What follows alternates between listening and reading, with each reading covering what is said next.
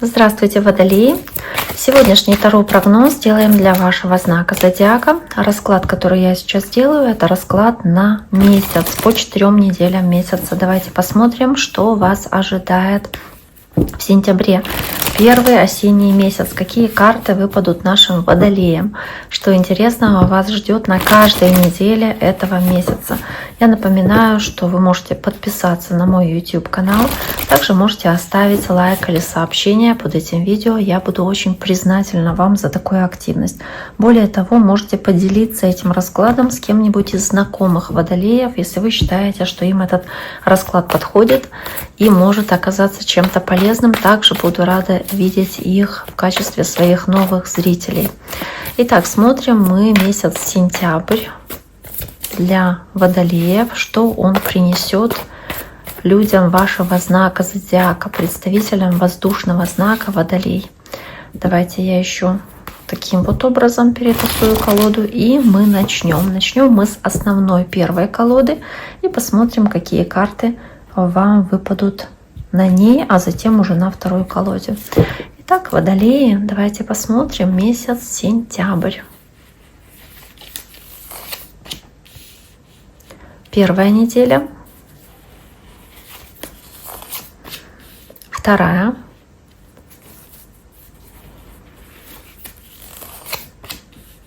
Третья. И четвертая. Сейчас возьмем дополнительную колоду, посмотрим, что еще здесь есть у вас по этим 4 неделям. Соответственно, для водолеев первая неделя. Очень много огненной стихии, потому что есть и паж жезлов, и король жезлов. Так, на второй неделе у нас есть влюбленные с картой звезда. На третьей неделе есть верховная жрица с рыцарем жезлов. Снова огненный такой появляется знак. И дальше 8 мечей на 4 неделе, которая выпадает у вас с картой 6 жезлов. Итак, что здесь у нас есть? У нас есть, как я уже говорила, огненной стихии много на первой неделе. Это говорит либо про общение, ваше общение с огненным знаком зодиака, это львы, овны или стрельцы, либо по этим картам можно говорить о том, что вы проявляете качество такой стихии, таких знаков зодиака, соответственно, огненных. Ведете себя как настроенные на успех, как очень такие честолюбивые, гордые, активные, целеустремленные, горящие какой-то идеей и пытающиеся ее реализовать.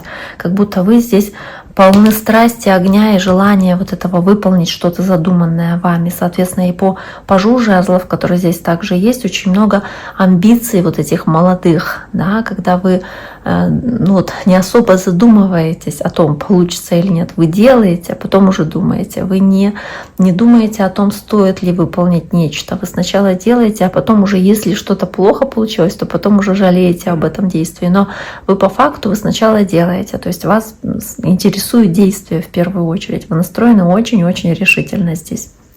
Возможно, в каких-то рабочих вопросах, рабочих моментах. То есть очень много страсти, огня, желания делать, достигать, добиваться успеха во что бы то ни стало, использовать какие-то шансы и возможности, которые здесь вам даются по пажу жезлов, и не сомневаться в том, что вот вы поступаете правильно. То есть вы прям вот настроены очень решительно, не зря здесь этот лев изображен также. Дальше у вас идет карта влюбленная вместе с картой звезда. Кстати, карта звезда — это ваша карта, влюбленная карта близнецов, может быть, общение с близнецами, либо водолеями, как вы, на второй неделе. Но также здесь есть карта выбора по влюбленным, и звезда — это надежда, то есть выбор, касающийся исполнения ваших надежд, ваших планов. Возможно, вы здесь принимаете решение, которое повлияет на достижение какого-то важного для вас результата по карте звезда.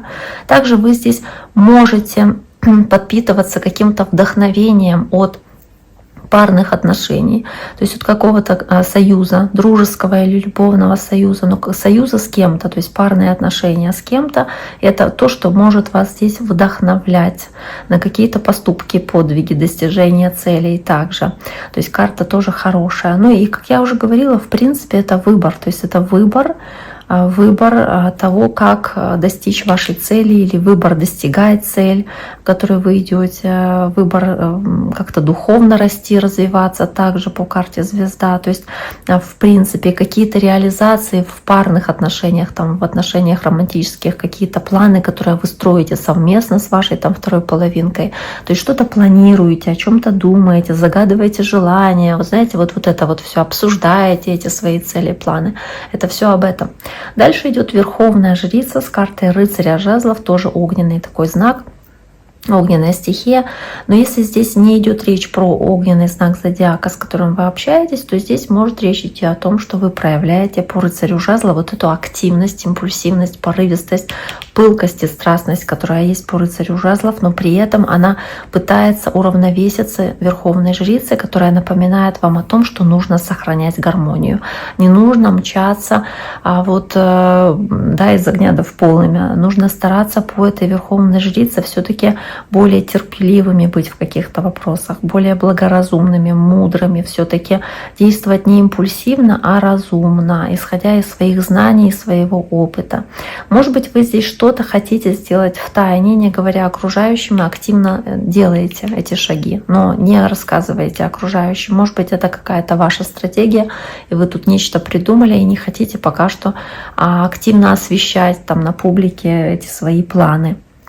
Может быть, у кого-то там устроиться на работу какую-нибудь, да, и не говорите своим друзьям, знакомым, что вы подавали, допустим, заявку на ту или иную вакансию. То есть вот что-то такое вот тоже здесь может быть.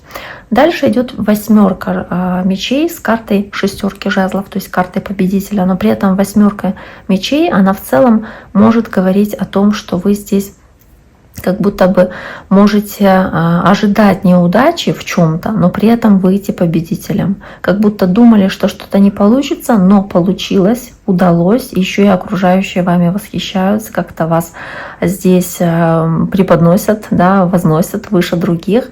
Здесь могут быть какие-то действительно ситуации, где вы сталкивались с препятствиями, допустим, на 4-й неделе, ограничениями, но вышли опять-таки в победителя, в успех, потому что смогли справиться с этими ограничениями или преодолеть свои страхи, посмотреть своим страхом в глаза и выйти на публику. То есть вот все-таки, да, как будто бы переступить через какие-то внутренние барьеры, которые у вас есть, для того, чтобы не побояться заявить о себе или высказать свою точку зрения там в рабочей среде, допустим, но при этом быть замеченными, будете замеченными и на вас обратят внимание. То есть хорошее тоже сочетание карт.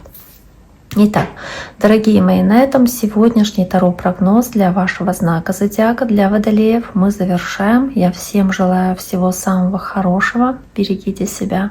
До скорого.